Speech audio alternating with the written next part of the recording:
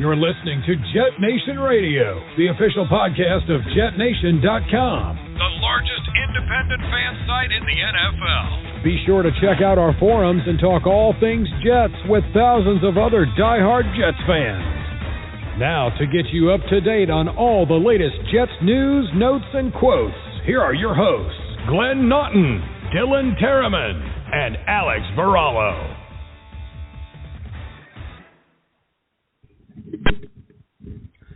Good evening, Jets fans. I am Glenn Naughton. This is JetNation Radio. Thank you, as always, for tuning in. I am joined tonight by my co-host, Alex Varallo. Unfortunately, Dylan Terriman will not be with us. Dylan Terriman was hit by a tornado. Well, not him personally, but his local area down in the Carolinas. And I believe a tree or something knocked down some power lines that knocked out his internet. So he has been on an island for a couple of days now and was hoping to have things wrapped up and repaired by tonight. I believe it's actively being repaired as we speak, but we doubt it will be during the show. Of course, we told him to go ahead and call on in if he's able to get reconnected. But in the meantime, let's get connected with our other host, Alex Varallo. Alex, how you doing? Hey, Glenn. How we doing? Good evening, Jet Nation. Yeah, doing all right, Alex. That much closer to the draft. I feel like I did a good job of, as much as I've been watching prospects and finding as much information as I can on some of these guys. I did a good job of not really looking at the days to count down how many days till the draft for a good week or so. So when I saw the other day, I saw it pop up on my Twitter. It might even be a couple days ago. I don't even know how many days out we are now. But I saw things said 17 days. I thought, last time I looked, it was like 24. So I did feel like I skipped a week by not checking every day how many days. I just ignored that, focused on the prospects, and felt like I cheated a little. But thank goodness for that, because as is always the case, the draft talk is we are just at the point. I'll tell you this, Al. I don't know where you are in terms of, and that's one of our topics tonight is going to be what to do with pick 23. So for me, without getting into names specifically at this point, 23, 34 too. Both of those picks aren't, not that far apart, especially 23, because it is that much earlier. I feel like there are so many options and the Jets have so many needs that I'm at the point where I feel like there are really only one or two things the Jets could do in that spot that would really upset me. I don't want a D lineman, interior D lineman. You just don't need one. And as I've said before, I don't want a running back. Other than that, barring special teams, everything else is on the table because you're going to take a quarterback at 2. And then if you want to go interior O-line, great. You want to go offensive tackle? Fine. You want to get an outside linebacker? Go for it. A corner? Grab one. Edge rusher? Okay. Like there's not a lot that, maybe safety depending on who they get. Because I feel like you can get some good guys, a little bit later. We've talked and we'll talk tonight about some of our favorite guys at each spot. But really, there's only a couple of things the Jets could do there that I think would be a bad idea. Of course, it's whoever they take, it's a matter of is the guy going to pan out. But in terms of position, they have so many needs, so many spots that it's really going to be tough. And I change day to day. I'm like, it's got to be this. It's got, forever I was saying it's got to be a corner or an edge or O-line. And then I kind of say, well, maybe it doesn't have to be edge because, they've got Lawson, they've got Quinnen Williams, they've got John Franklin Myers, they've got Sheldon Rankins, they've got enough guys to pressure the quarterback. So it's not the big need that it was. It's a need, but it's not that pressing need that it was. So I just keep going. One day it's this, the next day it's that, and tomorrow it'll be something else. But it's as long as it's not a running back or just a player they flat out do not need, I'm excited about what they can do at 23. But Alex, we're going to pick up where we left off last week. I'm not sure what the heck happened with Blog Talk. I think it may have been because I think you got dropped, which I didn't realize. So you called back in because I feel I'm going off memory here. I feel like it's I've been doing this a few years now. I feel like when I call back in, yeah, I think because when you mentioned it to me after the fact, that you called in Mm-hmm. after getting dropped. I was like, I think I've done that a couple times, and when you do that for whatever reason, it bumps whoever is the host. If you log back into Blog Talk while someone is already hosting after you've been booted, I think once it connects you, it boots the person that's hosting. So I wasn't on audio anymore, but you were, and I couldn't get back in. So anyway, that's what happened last week. If you were listening, we didn't just decide to stop the show in the middle. So we'll go a little quicker this week because we have a couple of other topics to get to. But Alex, you can go ahead and get the ball rolling for us. We're going to do the defensive side of the ball right now. We're going to pick 3 guys that we think are at the top of the Jets boards, or who are the top guys at the position, and then we'll go ahead and pick 3 guys who we like, who we think could be a fit in any particular round. You know, I'm sure I've mentioned a couple of guys I like who are kind of 5th, 6th, 7th round prospects, but these are guys that I like. And Alex, go ahead and get the ball rolling for us, buddy. Yep. Okay, so last week we finalized the offensive positions. I think we left off at tackle. So going to the defensive side of the ball, we're going to kick it off with edge. As I see it from what I was looking at, I had Jaelan Phillips, Kitty Paw, and Jason Owa as the top 3 for my big board. Clearly different probably from some other people. And as far as, like, fits for the Jets, I could see Carlos Basham fitting in here. I think that's somebody that, you know, we've all talked about several times throughout the last few weeks. Gregory Rosé, somebody that I had picked, and I believe in my first or second mock. And then Jeremiah Owusu. I think Owusu might be the type of linebacker that might fit this Robert Saleh defense. I'm not 100% sure, but I kind of feel like versatility, the more you can do, the more use Saleh could get from you. So I kind of feel like, you know, that's probably a name that we should, you know, keep fresh in our minds come draft day, because, you know, with the way that these defenses are running here, you got to be able to, you know, you can't just do one thing. You got to be able to stop the run, drop into zone, and give an occasional pass rush. So, and that's what I kind of feel that you can get from him. And I'd be fine with that pick, maybe even at 23 as we go to talk about that later tonight. All right. I know for me personally, there are guys who I think are supremely talented, but there are some questions there. Jaelan Phillips is one of them. I think he's one of the top guys in the class. He's got versatility. He looks great on film. But as we mentioned a few weeks ago, he's a guy who had some significant injury history, a guy who even retired at one point for a short time and came back and played great.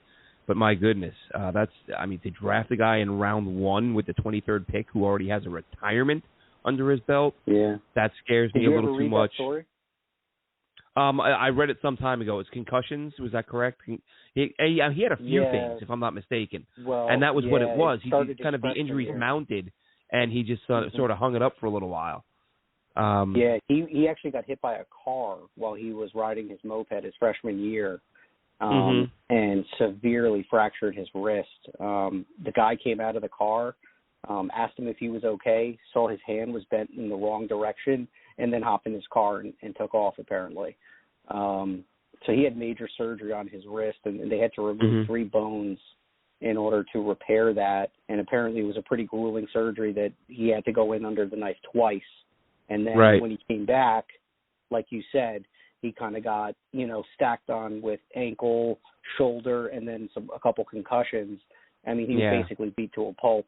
So he walked away, but then came back and played at a pretty high level. So sorry to jump in on that one, Glenn, but no, that's fine. That's really, fine. Like really I said, it was he was crazy. one of the guys he was one of the earlier guys I read about, and I just remember reading that there was this laundry list of injuries, and I kind of stopped there. I was like, well, retired in his early 20s. Then the big one to me was the multiple concussions, and I thought that that's just too much to take a guy in round 1. But a very talented player. You know, he looks great on film. But he plays like he's on fire. Yeah, it's a tough one. Kaywoody Pay out of Michigan, super, physical guy, or the athletic, I should say. His athleticism is off the charts. The type of guy that you would think a guy like Robert Saleh could get the most out of. So that makes him really interesting. And I think he's the guy who could be on the board. I think he's probably one of the better guys the Jets will have a shot at, or, in recent years, the Jets just haven't really had a lot of good edge guys fall to them. So we'll see what happens there. Jason Owa out of Penn State, that guy, I actually tweeted about him earlier. Another one, like, insane athleticism, but just and I say all the time, like, box scores and stat lines aren't they don't tell the whole story. You got to go after traits. But at the same time, having 0 sacks, that's like, you have to do something. Like, if you're drafting that guy, you're drafting him to get to the quarterback, and he didn't do that once this year. So that's too much of a red. You tell me a guy gets 3 or 4, like, okay, fine. Shortened season, maybe, double teams, all this stuff, all these reasons you can come up with. But for 0, that's the type of thing you draft that guy and you get 0 again. How do you, as the GM, tell the owner, like, oh, there's no way we saw that coming? Like, yeah, it literally happened. Like, he didn't have a sack in his final year. So that would scare me a little bit. In terms of guys that I really like, who I would like to see the Jets make a run at, like I said, Phillips worries me a little bit. I wouldn't mind it. I wouldn't mind Kwity at 23. I'm also, as I've said a few times on the show, I'm a big Ronnie Perkins guy out of Oklahoma. I think he's a guy. I think 23 probably is too early for him. But Carlos Basham, who I think I want to say Basham might be the first guy I watched film on this year. And right away, I was like, "Oh my God!" And I was curious if there was any relation to Terrell Basham, and there is not, at least that I could find. Quincy Roche, he's a guy who seems to be dropping down. A lot of these mock sites that rank players. I feel like he was much higher earlier in the offseason. I like his get off. I like his bend. I think he can be a good player. So he's somebody I wouldn't mind seeing. And a wild card, another guy I mentioned earlier, but this is a guy, 0 sacks last year. Hamilcar Rashid out of Oregon State, 0 sacks in 2020, but he had 14 the year before that. And then just his production went to 0. So he's a guy who, while he had the 0 sacks last year, there is some film to go back to and say, but he can get to the quarterback. What the heck happened last year? So as a mid-round guy, I wouldn't mind him there. So that wraps up the edge guys, Alex. Who do you got next? Yep. All right, so we're going into linebackers here. I had a really hard time putting these guys together in the top 3, but I think, a little help from TDN. So with linebackers, I got Micah Parsons, Nick Bolton, and Zaven Collins as my top 3.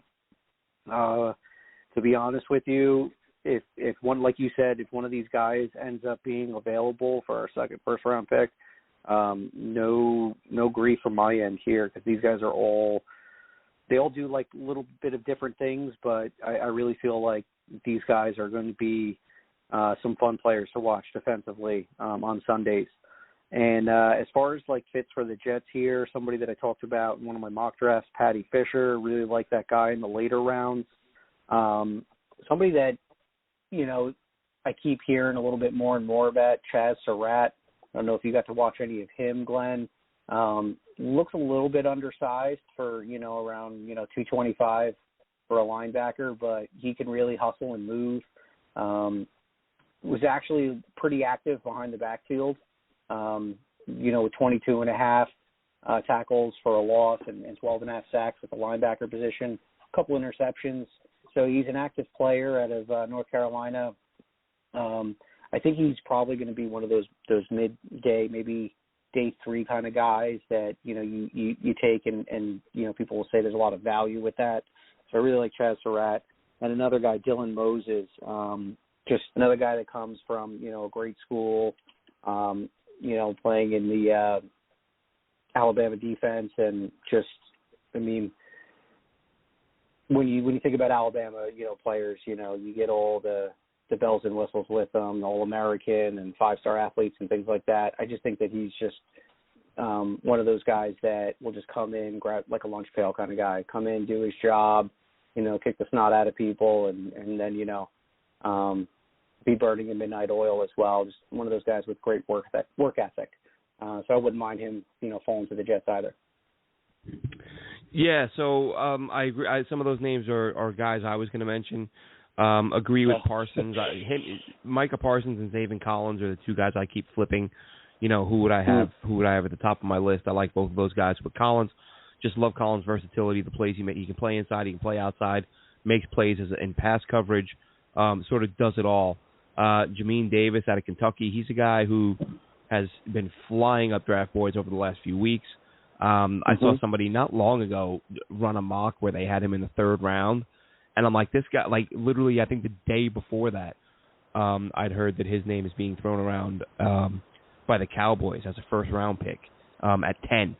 I don't think there's any way that guy's there in the 3rd round. I think he goes in the top sort of, top 35, if not top 15. Really good player. You mentioned Chaz Surratt. Chaz Surratt, for those who've been listening to the show, and having said Basham was one of the first guys I watched, I remember now I was watching Basham and Sage Surratt, both Wake Forest guys. Sage Surratt, the wide receiver, brother of Chaz Surratt.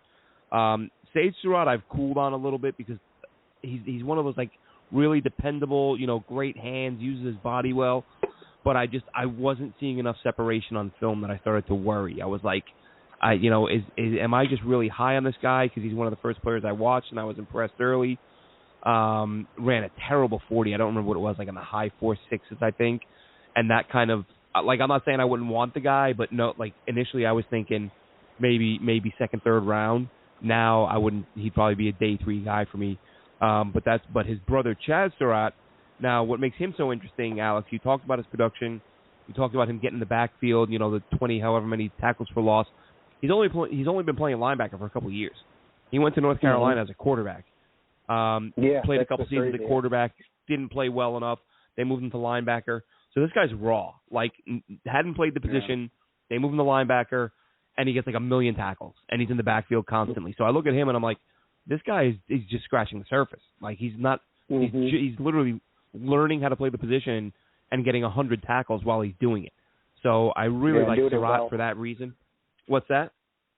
Yeah, and like you said, inexperienced, but doing it well.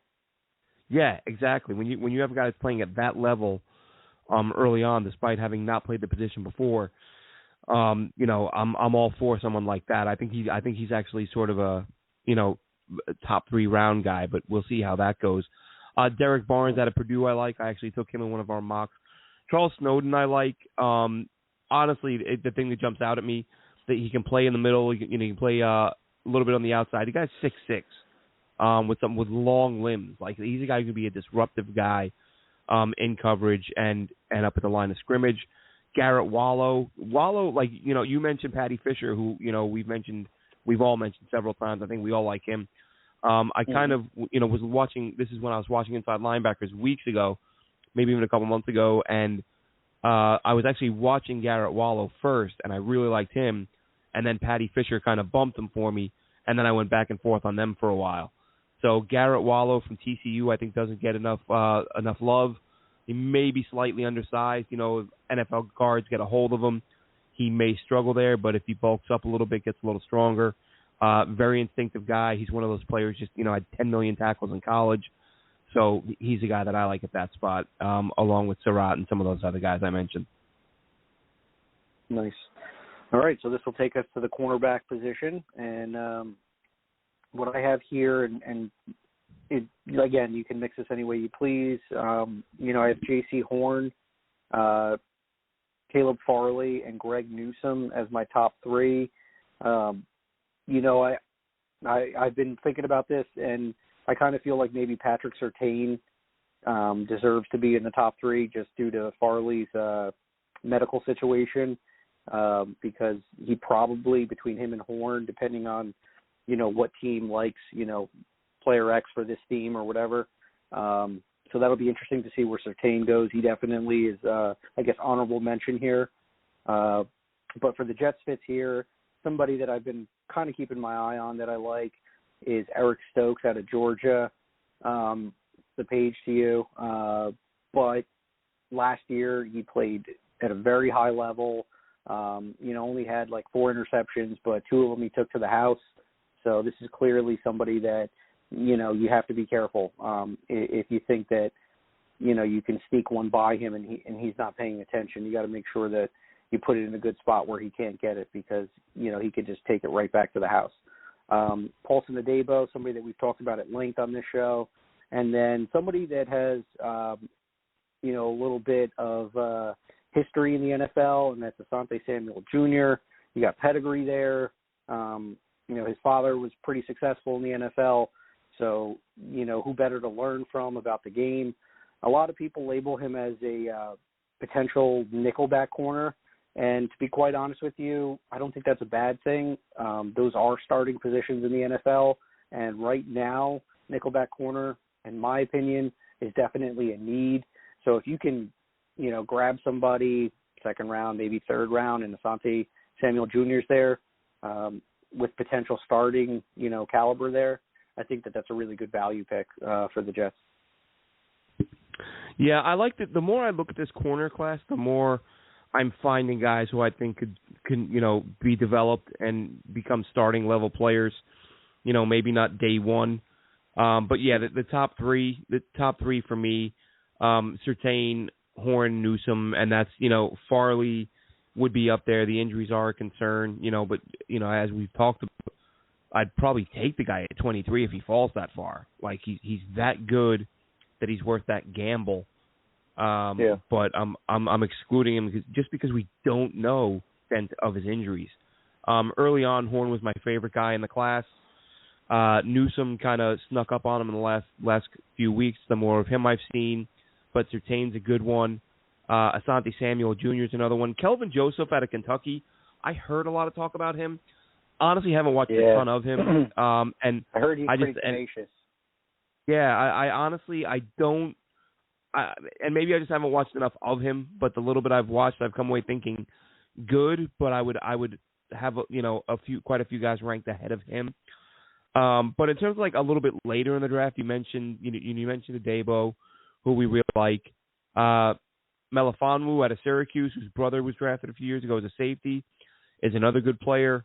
I was watching earlier Keith Taylor out of Washington. No interceptions, which worries me. Like you gotta get the ball at some point. But he's got some good film. He's got some good film out there. Watched a couple of his games. Watched the full game against Stanford. And hoping to watch a couple more games of his coming up. And Trill Williams out of Syracuse, another guy I like, really good size. Embry Thomas out of Michigan, who some project as an eventual starting corner, and of course Cameron Bynum, who I mocked and we spoke with Emory Hunt about a few weeks ago. Those are some of my top guys at corner, and a few guys that I don't know. Maybe it's just wishful thinking. Because I'm kind of, thinking the Jets might just go O-line early on and have to find a corner late. So I'm starting to look at those guys like, if they pass on a corner with their first 3 or 4 picks, who can they get? And I'm looking at, okay, maybe Trill Williams, maybe a Paulson Adebo. I mean, Adebo is probably my favorite guy because, like I said, he's a guy that I noticed a couple years ago watching a Stanford game, and I really liked him and liked everything I watched on him after that. So, some mid-round guys who I think could be decent players if the Jets pass on one of the top flight guys early on. Right on. Do you want to cover safeties or do you want to move to the pick 23 talk? I'll just throw out a couple names at safety. Safety's a position again, honestly, I haven't paid a great deal of attention to, even though the Jets need one. And this is a deep class from the guys I've looked at. It is. It really is. Trevin Moehrig seems to be the consensus top guy. Javon Holland. Jamar Johnson, I've not watched a great deal of. Richie Grant, who I know you love, super versatile. Oh, yeah. Again, I like these guys, but I'm done picks going on safeties. Used a third round run one last year on Ashton Davis, and that pick was my least favorite at the moment it was made. Like, it pissed me off that they took another safety. But then I cooled down a little bit because I'm hearing all these experts say he has the athleticism to play corner. I'm like, all right, well, if that's the plan, if they think he can be a cornerback, I can live with that. Clearly, that's not the plan. They used another premium pick on a guy who just plays safety. He'll probably move around. He'll be in the box a little bit, but you know what I mean. He's a safety. Like, how many top picks, top 3 rounds are we going to use on safeties? I don't want to see it again. I don't think it'll happen again, but I wouldn't rule it out. I would like to see Jet's gonna jet. Yeah, I would like to see if I'm going to grab a safety, I would like to see if you can get Andre Sisco in sort of the fourth round, and not use another pick in the top 3 rounds. Caden Stearns out of Texas, not as what's that? Yes, and go for value instead. Yeah. Enough with these, these top picks where you need O-line, you need corners, you need guys who can get to the quarterback. You need receiver isn't as much of a need now, obviously, but I don't want to see a safety before the 4th round. Yep. Yeah, I'm totally with you. Obviously, between our conversations and our chat board, Richie Grant is definitely somebody I'd pound the table for. This is just one of those scenarios to where, they just signed Bennett Jackson the other day. So you have him on the roster. Then you have Ashton Davis. We have LaMarcus Joyner. And we have Marcus May. So right now you have 4 safeties in-house. We know May is fine. We can definitely confirm today that May is going to be a starter. But we really just don't know if he's going to be our strong safety or if he's going to be the free safety. All the other guys seem to be, Bennett Jackson's more of a special teams guy, so I don't foresee him cracking the starting lineup. So now you're talking about Davis and Joyner. Who's going to play the strong safety role? So maybe the Jets do have the, strong safety higher on their board than we anticipate here. Safety will probably be one of those positions that we may not be anticipating, early on, maybe day 2 or something like that. And we might be surprised like we were with the Ashton Davis pick. Yeah, listen, they've done it a million times in years past, the Jets, grabbing guys that aren't necessarily positions of need or aren't positions, that rank in terms of positional value, whether it's Leonard Williams or Jamal Adams or, even Marcus May, second rounder, who's a good player, don't get me wrong. But, I think I said this to someone recently, Alex, I'm not going to be one of these doom and gloomers who rips every pick and every move and blah, blah, blah. But I think I've certainly been far too optimistic in the past. And, even when I see a pick that doesn't make sense, I try to look at it from the team's perspective and say, okay, this doesn't make sense to me, but here's what they must be thinking. And I see these picks that, we saw it so much with Idzik and McCagnon and just zero awareness of positional value, not building the O-line, drafting guys like Calvin Pryor in the first round. It's just, I'm like, enough already. I'm a big enough fan. I think I'm not going to rip guys day one. But I'm also not going to try to find a way in my mind to justify. LaMichael Pirine was a dumb pick from the moment it was made up until today, and probably always will be. Ashton Davis, I don't know what to think. James Morgan, to me, I wouldn't have made that pick there. I saw him as being a 5th round guy, maybe, but there were just so many other needs and so many other guys who were ready to start day one. You drafted a guy who who will never be better than a 2nd round quarterback or a 2nd string quarterback, and you left starting wide receiver and starting O lineman on the board. We've said a million times, such a deep receiver class. You took 1 receiver. There are 7, 8, 9 receivers who, as rookies, did more than Morgan probably will do, in the next 5 years. So I'm not going to be as lenient or as forgiving, if the pick doesn't make sense, the pick doesn't make sense, and picking safeties and interior D linemen and running backs early on is just a dumb move, and hopefully we don't see any of that from Joe Douglas, come draft day this year. Yeah, indeed. And that should bring us to our next topic of conversation, which is going to be pick 23. And what are the Jets going to do? Glenn, at this point, we know we're going quarterback at 2. So would you say that maybe pick 23 might be where the draft kind of starts for the Jets, on where they're going to build moving forward? Because we all know that, there's probably going to be, Wilson is probably going to be the guy, maybe Fields might be up there too, but we really don't know. The Jets are going to go see his second pro day tomorrow.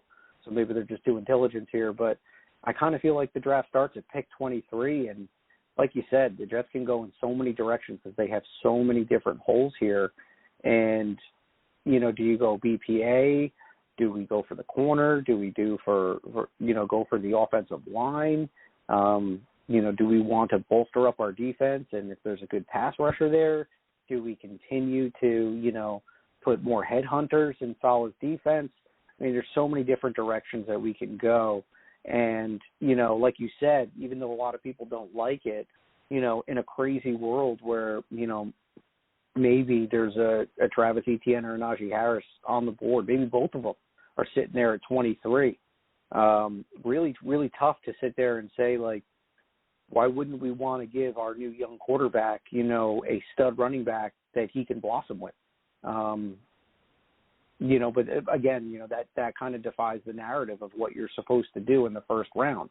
So, you know, I go back and forth every day, and each day I have a different position or a different player that I want to put into this 23 pick here. And, yeah, I'm just curious, you know, if I could be a fly on the wall on One Jets Drive, you know, I'm curious on what they're thinking at 23. Yeah, for me, Alex, it's my flavor of the week anyway, and I messaged you and Dylan about this. I understand, you know, like running back, I'm not on board with it. 23. I don't know if you saw that tweet I sent out earlier. The 49ers depth chart when Robert Saleh and Michael Floyd went to the Super Bowl with the 49ers. Their top 4 running backs, one of them was a free agent addition, and the other 3 were undrafted free agents. So if you're going to tell 2 guys who have you know, the severe lack of talent that you're going to use a first-round pick on a position that they went to the Super Bowl with a bunch of guys who weren't even drafted, I think that's going to be a hard sell. I think they're going to say, you know, we'll find a guy later in the draft, but we'll see. Ultimately, it'll be Joe Douglas's call, and you know, we'll see what happens with that. But for me, the guy that I'm loving right now, who I would really like to see at 23, and you know, people don't like it because the fact that, you know, he was injured a couple years ago, opted out last year.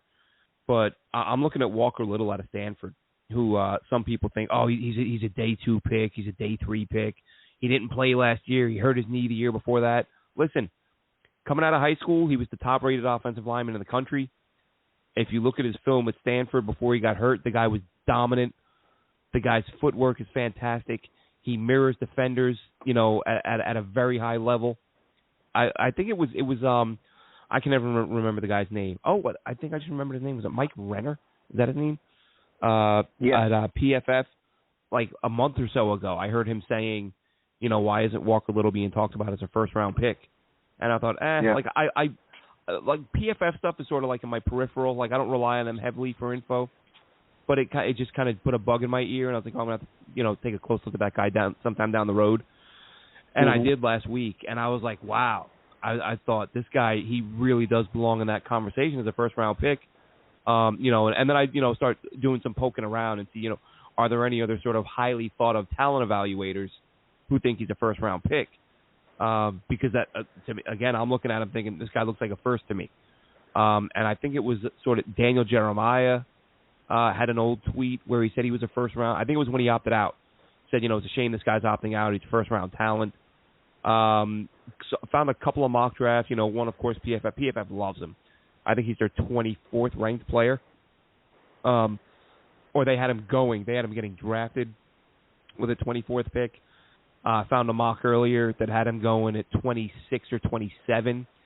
So there are a few publications. There are a few major outlets who see him as a top 25 guy. And I know the Jets have George Fant, but I just look at Walker Little, and I'm like, I kind of look at Walker Little and Caleb Farley, because those are the 2 guys, they're in the same boat. Yeah. They both play premium positions. High reward. They're exactly. Like I probably wouldn't if not for the fact that this is their second one. Like if they didn't have the second pick and you're only getting 1 shot at a first rounder, I'd be like, it's a little too rich. Like, you can't do that. You got to hit on that first rounder. But the fact you're getting a quarterback at 2, and then you have a chance not only to address a premium position, but address one with a guy, if it's either guy, who is a first round of top 10 talent, and at least in the eyes of some people. And so that's where I'm at. And listen, I know, we have George Fant. To me, and I tweeted this, I don't know how long ago, weeks, months, whatever, and people like jumped all over me, and I don't get the mindset.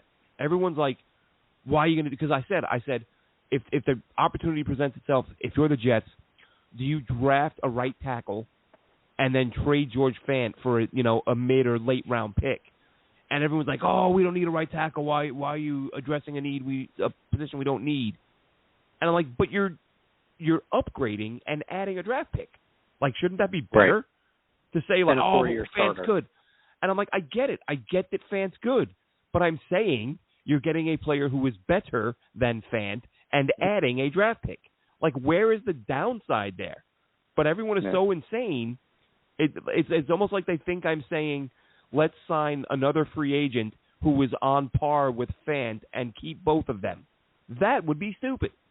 You would be throwing money away, not addressing a need, not getting better, and eating up cap space. Like, that'd be dumb. But improving at the position and adding a draft pick, to me, would be a no-brainer. So, and again, it'll probably change tomorrow, but I want Little, or I want Farley, or I want interior line, or I want an edge guy. Those are my priorities. I mentioned Kaywoody Faye, how he's a guy on the edge who I would like, and we'll see how it goes. But listen, folks, if you haven't watched Walker Little, do yourself a favor. Watch the Northwestern game. That was a game he was eventually injured in and left and missed the rest of the season, but that's his most recent game. Notre Dame from a couple years ago, he was really impressive. So I'm really liking him, and there's also, I've mentioned this a couple times this offseason, Alex. Of course, hoping it's only a fluke, but Mekhi Becton missed a lot of time last year, like a lot. Mm-hmm. He played 8. He played 8 complete games, and now there were a couple where he played like all but 2 or 3 snaps. But even if you take those away, he missed like 6 games. Part of it. Listen, it might have been Adam Gase's stupidity putting him back in the game, or when he was hurt and he shouldn't have been playing. I get that, but the fact of the matter remains, he was injured, didn't appear in several games. And listen, we love the guy because he's a great story. He's as big as a house, but we don't know that won't be detrimental in the end. Like, is he going to be an injury-prone guy? You get Walker Little and Becton misses time again. Now you have a top-level left tackle who can move over. And even if you know what, you want to keep George Fant as a swing backup, do that. I'm fine with that. I'm just saying, upgrade at the position, make the O-line better, put yourself in a position to have a guy who you can just slide into left tackle, who's a first-round talent if the guy you took last year gets hurt. And again, this would be my top choice at 23. And again, which may change. I know some people are talking about some of the other tackles out there, Tevin Jenkins, and he's a guy that people feel he can play guard. I'd be fine with that. Like, just build a wall around this next quarterback. And I took Greg Newsome in my last mock. I'd be fine with that. Mm-hmm. Like, there are a lot of guys there.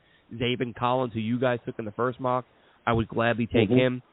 Plenty of options at 23.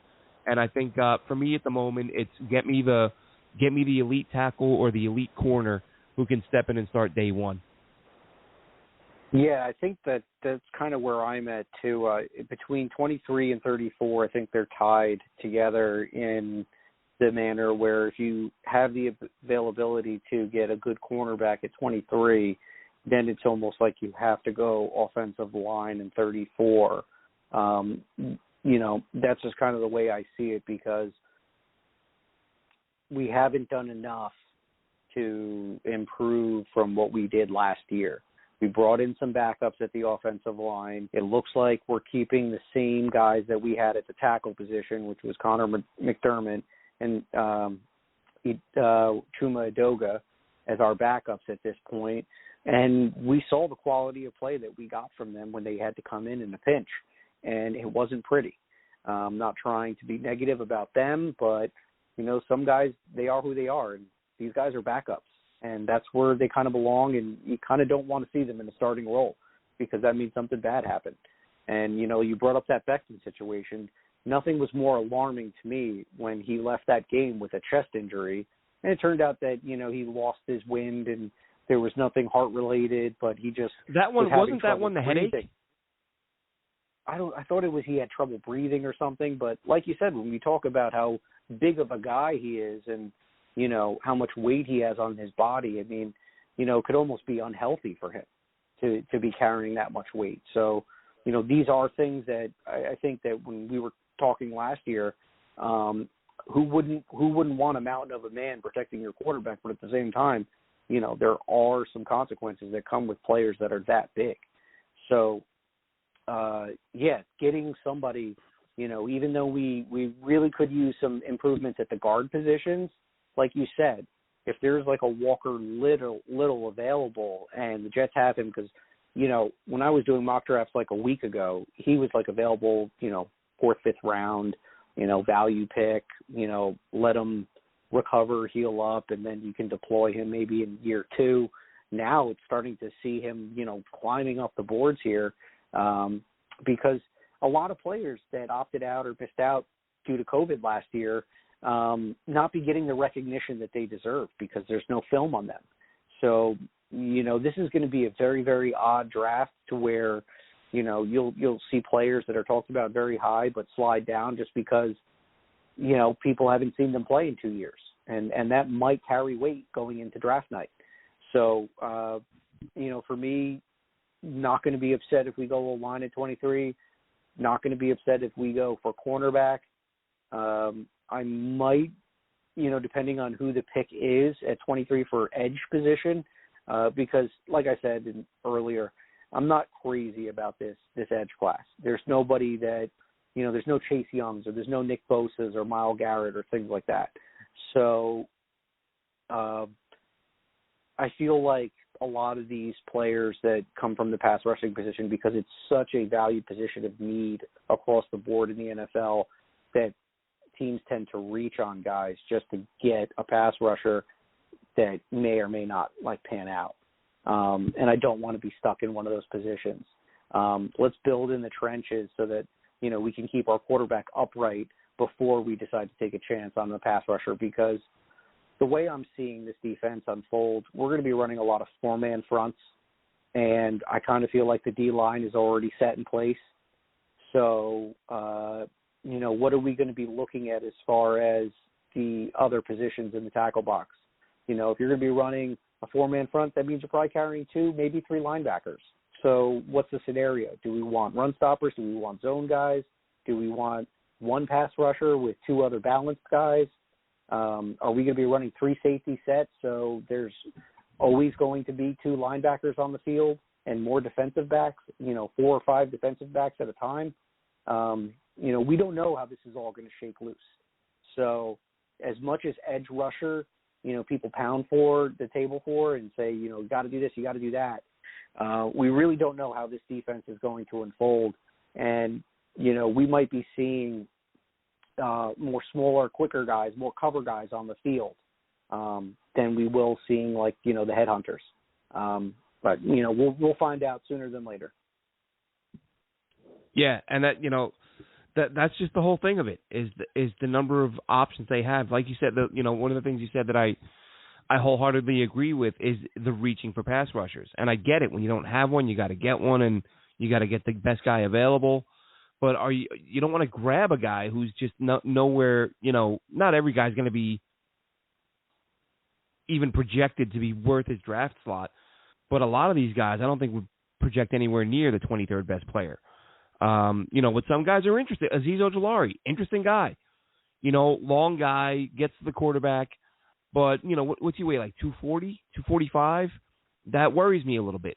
Whereas with a guy like Basham, probably the biggest guy in this class, who's going to come off the edge or, you know, play the end or wherever you line him up and get to the quarterback, I think he's a great fit. But, you know, I look at some of the receivers, too. You know, there's only a couple guys like Jalen Waddle isn't falling at 23. Devontae Smith probably isn't falling at 23. But I look at like a Rashad Bateman, and I'm like, he's sort of in that area where, again, because of the fact that we saw it last year, we saw it this year, and I think it's going to be sort of the trend over the next few years, is drafts are going to be flooded with receivers.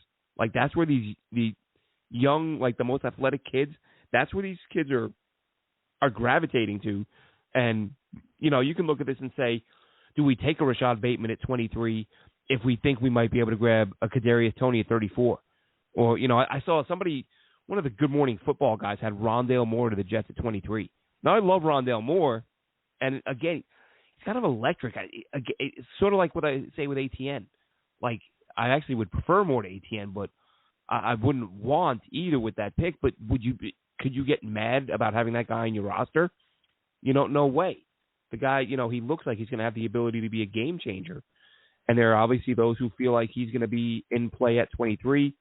I don't know. It's going to get interesting, Alex.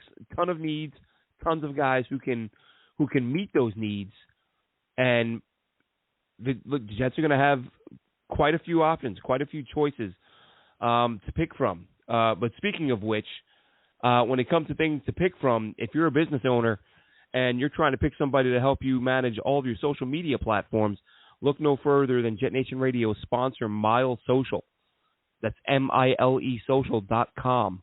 Mile Social. Check them out. Go to their website. If you're a small business owner, medium-sized business owner, large business owner, but you just don't have the time to manage all of your social media platforms, because, listen, folks, this is the way it is nowadays.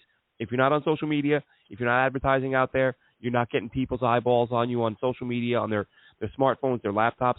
That's how people, everyone does their searches to find out where they should buy what, and that's what's driving businesses.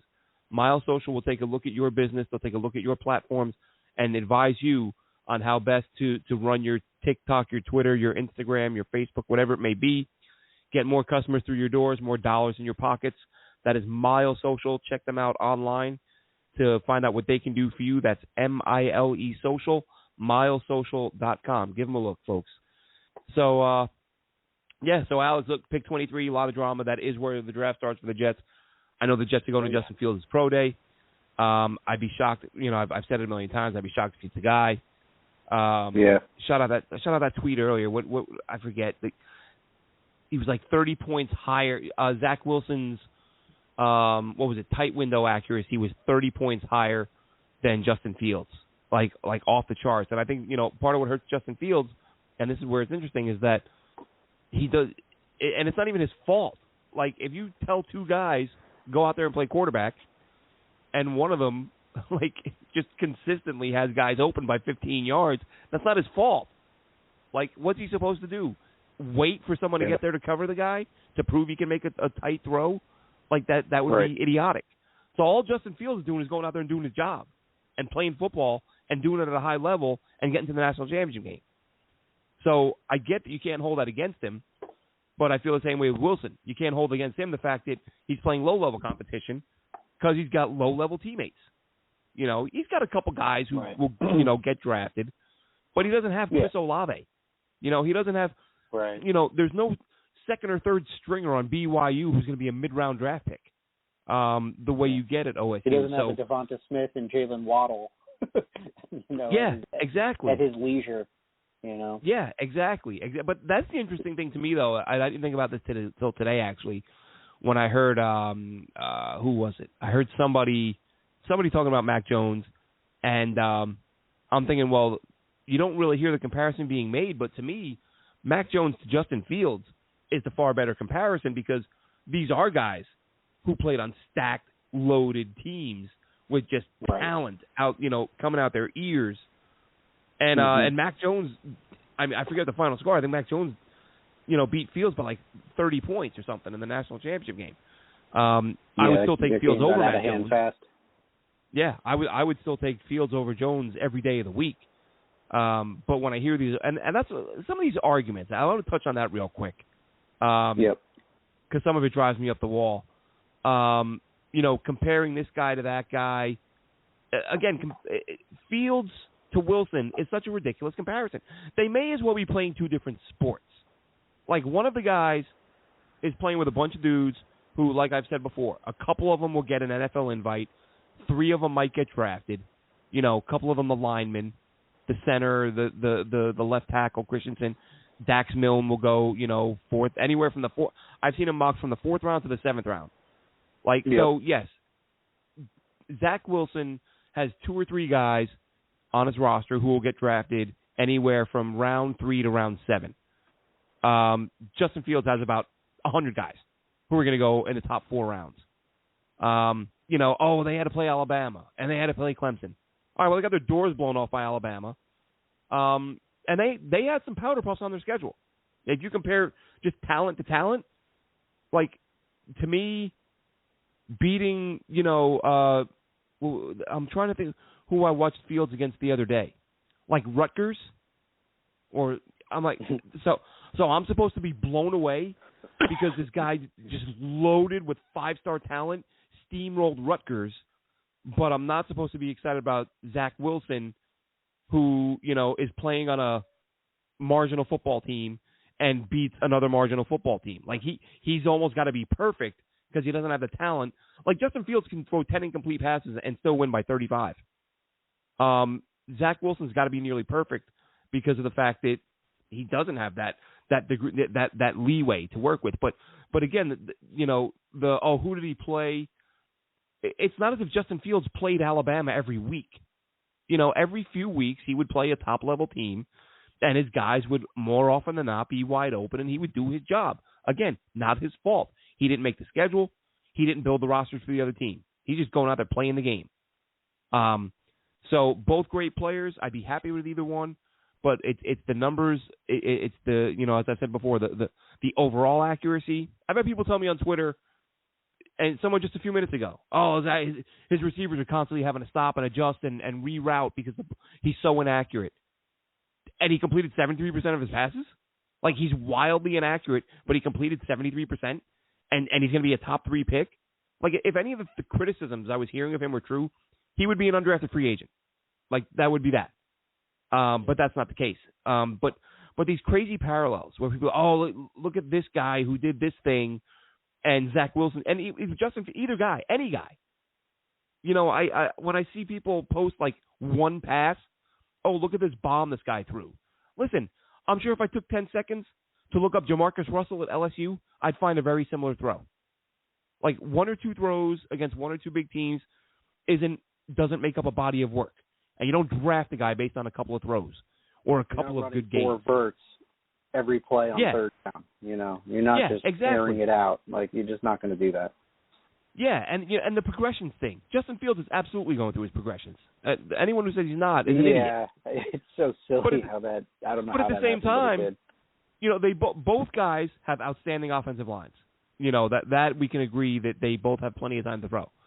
The difference being, Justin Fields knows by the time I get to my 4th guy, I'm going to have at least one dude who's got 10 yards of separation. Like, I just have to find that guy. Whereas with Zach Wilson, it's like, it's going to be a sort of standard, all right, I'm going to have a guy who's open, and by open I mean a couple of steps on a guy, a step and a half, anywhere from that to like a dude in his back pocket. And I'm going to have to put it on the spot to get the ball to him. And yes, I will say now, I realize that because of all this praise for Zach Wilson that I am giving, he'll probably bust. I get it. But I don't see how he's not the pick there. But some of the criticisms that I see of Fields, of Wilson, are just ludicrous. Fields doesn't go through his progressions. Yes, he does. Wilson's receivers are always open. No, they're not. Wilson's guys, or Wilson plays a weak schedule. Not his fault. Fields' team is always, so much better. Not his fault. I've said that, but I'm saying it in relation to, as I've said before, the room he has to work with. To me, that's a valid, and not even a criticism. You shouldn't even touch Trevor Lawrence because, Clemson is one of the best teams in the nation, so why would you go to pick a quarterback where everybody's, All-Americans and 5-star athletes? It doesn't fit. Exactly, and we've seen it a million times. Someone said a few weeks ago, Justin Fields' game against Clemson was better than anything Zach Wilson ever did. Listen, to me, and arguably, I've heard many people say it, you can make a case that the greatest single game performance in college football history was Vince Young in the national championship game against USC. Like, what did that do for him? Like, elite college players have great games, but sometimes they get to the pro level, and it doesn't work. And as I said last week or whenever I said it recently, I would love an in-depth study on like the anatomy, what makes a guy a bust. I talked about guys, Jonathan Sullivan with the burgers. Some of these guys you have to figure, Alex, and maybe I'm wrong here, but if you're in the NFL, there's a very, very, very good chance that you've always been, from every single year you've played football, you've been either the best player on your team by a wide margin, or at the very worst, when you get somewhere like if you go to an Alabama or an Ohio State, you're like a top 5 guy on the roster. Like you've just been so much better than anyone you've ever played against. Well, maybe that 10, 12, 13 years of being the big man on campus at all times, maybe the first time an NFL safety drops his shoulder into your chest and lays you out, that's something you've never experienced. And that guy who was fearless over the middle in college isn't so fearless anymore because he's never got never had his head almost taken off. And the level of competition goes up, and some guys cower. I wish I could remember who it was, Alex. I was watching an interview, and this is not that long ago. It may have been Mike Westhoff, whoever it was, the former NFL coach. He didn't give the name of the player, but they were talking about guys who bust and whether or not a guy has what it takes to make it. And it may have been Westhoff. He said there was one year he was with a team. It was training camp. And on like day 2, maybe day 1 or 2 of training camp, their second-round pick did a couple of things where the coaches all looked at each other and they were like, this guy's not going to make it. How did we draft this guy? And he didn't. He was cut. Like, they hung on to him for a little bit. I don't think it was Christian Hackenberg, by the way. They hung on to the guy for a year or two, tried to develop him, but they knew. They knew day 1, day 2. This guy's not an NFL player. But what we saw in college, on film, pro day, combine, all looked fantastic. Then they got him out there and watched him against other NFL players, and they all the coaching staff just looked at each other and went, this guy's a wasted pick. And they were right. Like, you can't predict these things. Yeah, and I didn't mean to go too far off base there, but all the draft talk and, to me, like the criticisms and the here's why this guy's going to make it and here's why this guy's not going to make it. And I do it too sometimes. But I think some of the excuses that people reach for, and as I've said, even being, Team Wilson over Team Fields, I'd be happy to have Fields. I just have that little worry of like, there's a very important thing they need him to do, and we don't know if he can do it. And if he can, they're going to be a top 3 team, so great. But if he can't, then you're back to the drawing board in a couple of years. Right. So back to top choices. This will overlap a little bit. We'll hear some of the same names. But go ahead and kick us off here, Alex. We're going to do. Yep. This is like an hour guys thing, right? Am I right? How you wanted to do that? Yeah. So this will, we can just go with our top 5 guys that our favorite guys, and this was really, really difficult for me. So I guess we could do it in reverse. And I see that it's saying that our time is coming to an end here, but I think we can keep rolling here after the fact. Without any issues. But, let's start with the top. We'll start with 5 and work our way down to our number 1 guy. Okay. So, I had Devontae Smith here as my number 5, but I kind of felt like he's been talked about a lot, Heisman, trophy winner and everything like that. And he is one of my favorite receivers in this class, but there's somebody else that is just kind of I just keep going back to and watching more and more of, and it's Amari Rodgers, the slot receiver out from Clemson. One of the strongest guys in the class. I think he had around 24 bench press reps. And, if you look at him, he's very dense, built like a Buick. Reminds me a lot of, like, kind of the physicality of what you would expect from, like, a Jarvis Landry. Now, I know I'm setting the bar very high here. I'm not saying that that's his comp, but I'm just saying that with the way he plays it, and his body build, he's not one of those smaller slot guys that, have to duck underneath the contact when he's working over the middle. He's one of the guys that the linebackers and safeties might have to be worried about, getting the hit from rather than giving it to. And somebody that I just felt that didn't look great, the first couple of years because there were so many good players in Clemson. But last year he got the opportunity to shine and, over 1,000 yards, 7 touchdowns. And just an absolute nightmare working over the middle. So Amari Rodgers is my number 5. Oh, so you want to go 5? You want to do, we each do our 5, we each do our 4? You want to do it that way? Oh, you want to go back and forth, or do you want me to go through my list? No, sorry, we didn't discuss that ahead of time. I thought we were going to run through our 5, but that's fine. You can, if you want to, like, I'll give my 5 now, my number 5. Sure. Okay, yeah. So I'm sort of trying to, I don't just want to. I'm just going to go with the 5 guys that I think would fit, the guys who I think will be on the board realistically. Makes no sense to just list the top 5 ranked players on every website, which is kind of taking an easy way out. But I'm going to have a couple of teammates on my list, actually, though. Alex, my number 5, I'm going with Anthony Schwartz out of Auburn. Arguably the fastest guy in the class, a guy that I've watched. I've watched quite a bit of Auburn this year, this offseason, because I really like him, and I really like his teammate Seth Williams, who, there goes that. He'll be on my list as well. But I'm starting with Schwartz, a super explosive guy, runs in the 4.3s, probably really suffered from not having the best quarterback play. And oddly enough, again, maybe they're just wrong, but I consistently see him mocked as like a 3rd, 4th, anywhere between round 3 and 5. And I just think with his production and his speed, major program, not a great quarterback, like I would think he would be minimum 3rd rounder, but the experts seem to feel like he's a 3, 4, 5 guy. So I like Anthony Schwartz as my number 5. Nice. Okay, so number 4 for me, somebody we talk about all the time, is Zaven Collins. Crazy versatile linebacker out of Tulsa. Mostly known for that pick 6 that he made in overtime to walk off and win the game. I think he's a plug-and-play guy, perfect fit for our 4-3, and does a little bit of everything. Can drop in the zone, pick up a back or a tight end.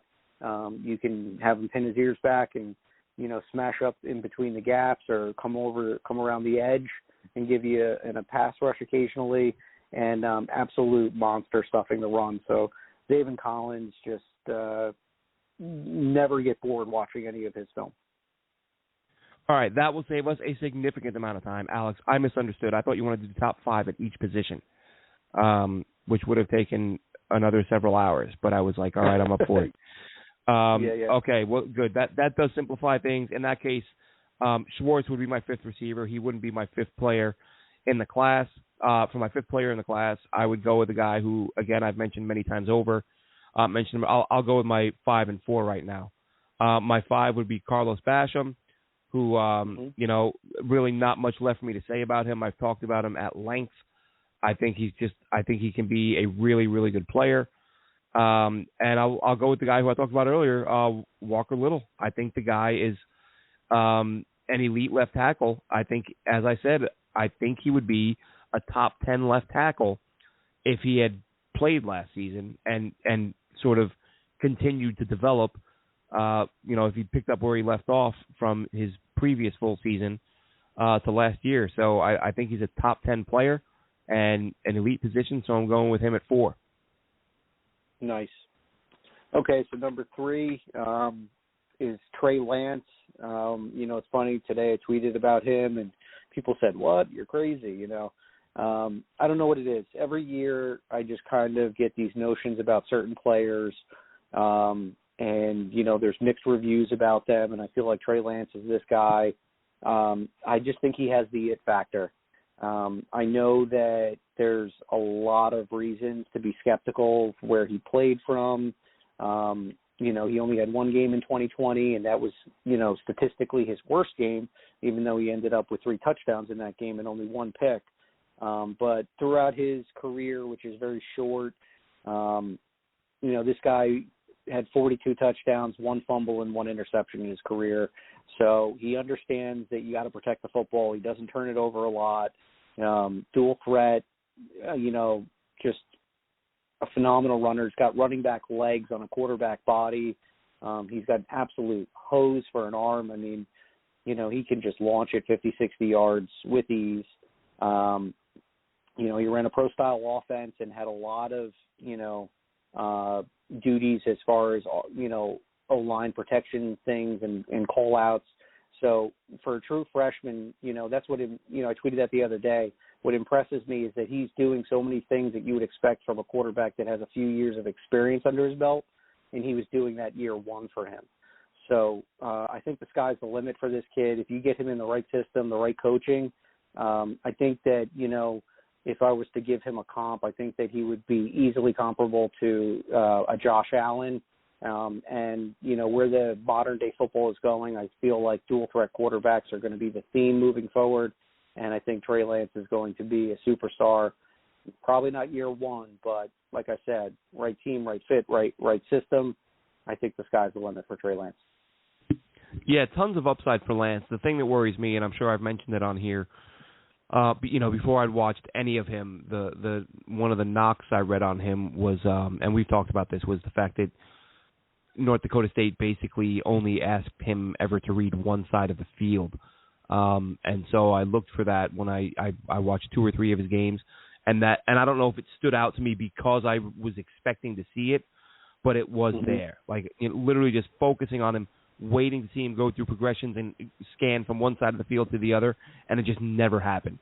It was he'd scan either the left or the right side, and as you said, I mean, the guy's absolutely electric when he takes over the ball. He's one of those guys. I look at him the same way I feel like every year in the draft there are a couple of guys who I look at and go, I don't want him on my team, but I don't want him in my division either. Because you don't know what he's going to be, but you know what he could be. I felt that way with Lamar Jackson. I remember a couple years ago I tweeted out. I still remember the tweet because I was so blown away by the physicals. I said the same thing about Mike Gesicki. Of course, he ends up in the division, but I'm watching Mike Gesicki and I'm like, Jesus Christ, that guy's going to be hard to cover if he ever puts it together. Like, he didn't have a ton of college production, but the guy was like a volleyball player that was like, oh, I'm going to take up football. And, like, within a few years, he's a draft prospect, and he can jump out of the gym, and he's already 6'6" or whatever he was. And I'm just looking at Gesicki going, I hope someone takes him before the Jets do, because I don't want them to take him because he'll be a bust if they do. But I don't want someone in the division to take him because you can just see the tools are there to be elite. And that's how I feel with Trey Lance. They don't ask him to do enough that I can look at him right now and say he will be elite. But while I think he is more explosive than Josh Allen, I feel the same way I did about Josh Allen. I still remember being at training camp one year. I think it was the first camp after the draft, and just kind of shooting the breeze with some of the Jets folks, some of the team, couple of the team employees. And, somebody there was like, oh, the Bills took Josh Allen. That's hilarious. And I was kind of on the fence. I was like, I get. Now? I said at the time, I said, look, I get the kind of laughing at the guy, but the tools are there. Like, if they develop this guy the right way, like, I don't see how you would look at Josh Allen and think, oh, he'll never be a threat. Like, I can see how you would look at it and say it's a long shot that he'll ever be a threat. That I could get on board with. But he wasn't a dude, I'm sure I made fun of him on Twitter, being a smart ass and joking a little bit. But I always felt like that guy, if he puts it together, he can be something special. And that's how I feel about Trey Lance. Like, again, the lack of what they ask him to do is worrisome, but the physical tools are so encouraging. So, yeah, definitely a guy I really like there. Next guy for me, number 3, is the guy really when the Jets, as you know, Alex, when the Jets beat the Rams and they were out of Trevor Lawrence running, this was the guy I said they should go for, and I'm going to go with a second offensive tackle here, Penei Sewell. I know that people are saying that, Rashawn Slater and other guys have passed him. I just think Sewell's the better player. I think he's been considered the better player for a while now. He'd be a top 3 guy in this class for me. He would be my number 3. Penei Sewell out of Oregon, I think is going to be a dominant left tackle for years to come. And, whoever gets him, I think, to me, Cincinnati makes the most sense. But we'll see. I don't know where he lands. So that goes back to you, Alex. That you mentioned that. Yeah, I'm so happy you mentioned the Cincinnati thing because, a lot of people were, in a Sam Darnold sticking with the Jets universe, let's say. Sewell seemed like the right thing to do at number 2 for us. So now people are saying, okay, now he's definitely going to Cincinnati. Think about it. There was a player that connected with the quarterback over there, Joe Burrow, that compiled 1/3 of his touchdowns in his final year, and that was Jamar Chase. Mm-hmm. How would you not want to take, if the opportunity presents itself, to put those two back together? Yeah. I mean, it's something that could happen. That's a good point. Crazier things have happened on draft day. So Sewell definitely sounds like a very good fit for the Bengals, and they've had some O-line issues and things like that. But, man, I'm just curious if they're, looking at Jamar Chase and saying, hey, Joe, you want to get back together with your old teammate from LSU? And, he'd probably say, like, bring it on, But, all right, so now we're moving to number 2, somebody that I've already talked about tonight. And this is Richie Grant, safety out of UCF. It was just one of those things where safety was not on my radar. And I was watching film one day, and YouTube kind of went on its own little thing. And next thing you know, I'm sitting here and I'm watching this Richie Grant kid, and I'm like, wow, this kid can really play. And, this was all prior to the Jets getting Joyner and signing Bennett Jackson. And I'm sitting there saying, with the 1-year deal you got with Marcus May, and then we don't know what Ashton Davis can provide to this team, or if he's the type of guy that Saleh wants for his defense. But you bring in a kid like this, and worry less about covering the tight end. Worry less about him going out and having to work in the slot or in diamond nickel packages to cover guys. Very rangy, very sound against the run. He can come into the tackle box and be disruptive. I think he's one of the best coverage DBs in this class. And I'd be a very happy man if he ended up in Gotham Green for 2021. I really can't see it happening kind of with the way things have unfolded. But, man, if you get a chance to watch Richie Grant, a lot of fun to watch, and my number 2 and my favorite 5. Yeah, like I said, don't want a safety, but I like a lot of guys in this class, and Grant's one of them. Really good player, versatile guy, can do a lot of things well. For me, number 2 guy, and, man, he's just – this is a guy, Alex, I hate to say it, but he's going to be in the division, and that is Kyle Pitts, tight end out of Florida, and he's going to be teamed with Mike Gesicki. I think the Dolphins grab him. I think Pitts and Gesicki will be matchup nightmares for years to come. Not looking forward to that. Nauseous. Oh, man. I mean, I don't know. I mean, listen, I watched Florida versus Kentucky a few weeks ago, and the guy I mentioned earlier, Kelvin Joseph, number 1 corner for Kentucky. He's their cornerback 1. And in the first quarter, Kyle Pitts just smoked him for a touchdown. And I'm watching this thinking, this dude is a tight end, embarrassing this school's cornerback 1, and he's probably going to be a Dolphin. And I think he is going to be a Dolphin. And that's why you might need to take Caleb Farley. Like, who the hell's going to cover this guy? But Gesicki and Pitts, right. Pitts is a beast. Yeah, I just hope the Dolphins don't take that guy. I really do. But yeah, he's my number 2. Pitts is one of those guys. He should always make the top 10 list of favorite players from this prospect, from this draft class. Because I mean, he's just so much fun to watch, and I think he's got that Marcus Colston kind of career path where he kind of starts as a tight end, and then somebody kind of converts him into a jumbo wide receiver, and then he's a nightmare for smaller corners and safeties that have to come over and cover him. Probably are saying, oh crap, not this guy again, right? Because he just does so many good things well, and as far as blocking, he can block. I think a lot of people are critical on him, but I don't think he's somebody that you want to just exclusively put him in the inline position. I think that you would be not getting all the greatness that is within him, just by putting him as an inline guy. You gotta get him out in space and do what he did when he was in Florida. But all right, so are we up to our last one here? This is the number 1.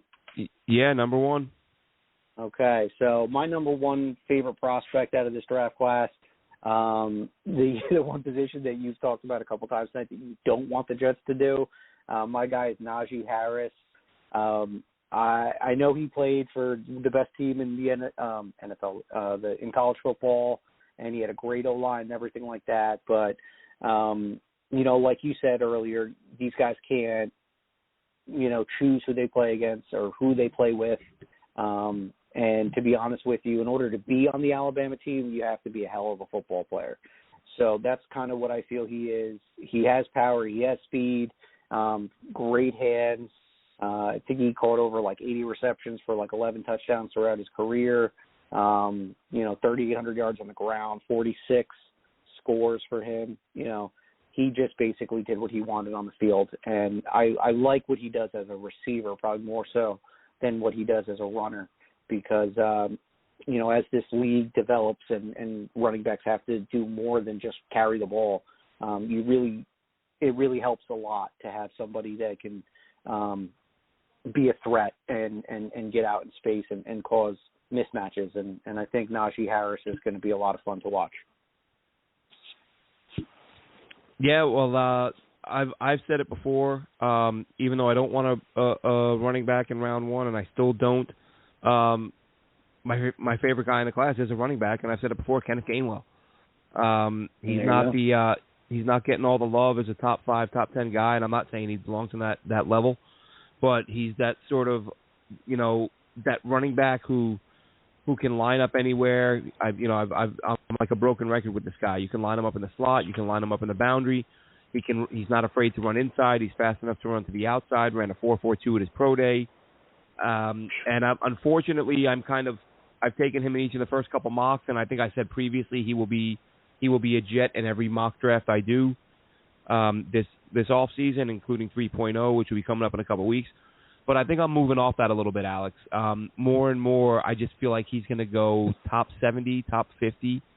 And I think about grabbing him at 66, but I got to stay true to what's right to build this team.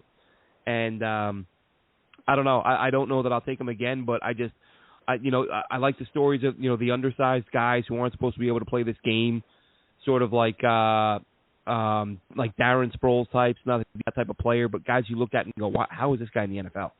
And I think he's going to be. He's actually, I want to say he measured in his pro day way smaller than I thought. I thought he was like a 5'10" guy. He checked in at 5'8", which was really surprising to me, just because the plays he makes at wide receiver, he does not look like a 5'8" guy. I'd be shocked if that's accurate. But even still, like I said, nothing he can't do. Runs inside, runs outside, lines up in the slot, lines up on the boundary. Kind of viewed as a top 3 rounds guy.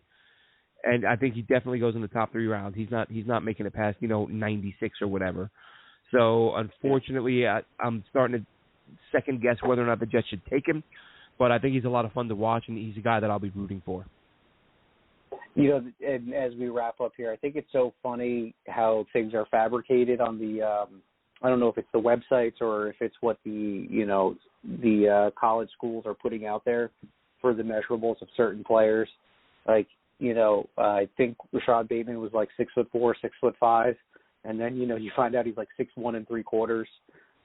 Yeah, it's crazy, isn't it? And yeah, it's just kind of interesting how these numbers can drastically change, and then when they end up going under the microscope, you find out all these real details of how much they weigh and how tall they really and truly are. You would have thought Baker Mayfield was 5'4", and then he comes in at 5'11" and 7'8". Yep. So call him a 6-footer in cleats.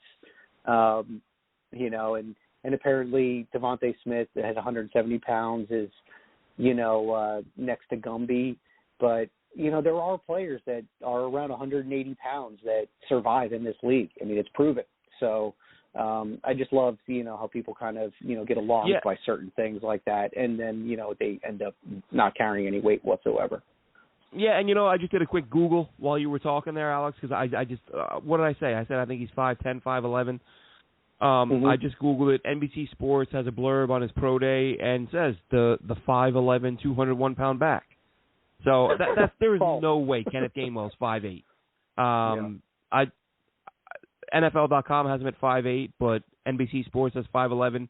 I think if I watched him, I've watched enough of him that I would have been a little concerned if he was 5'8". He looks to me, like I said, I think 5'10", 5'11", and 5'8" he is not. But still, my favorite guy in the class, but he's a guy who's not going to go – he's going to go a little too early for my liking. But, you know, as I've said in the past, if you're going to get a guy – if the Jets took him at 66 and plan to use him as receiver and get him 40, 50 targets a year, I'm fine with it. Because to me, you're getting a versatile guy who plays two positions. You're not getting a running back. You're getting a running back / wide receiver. That's what makes him worth it.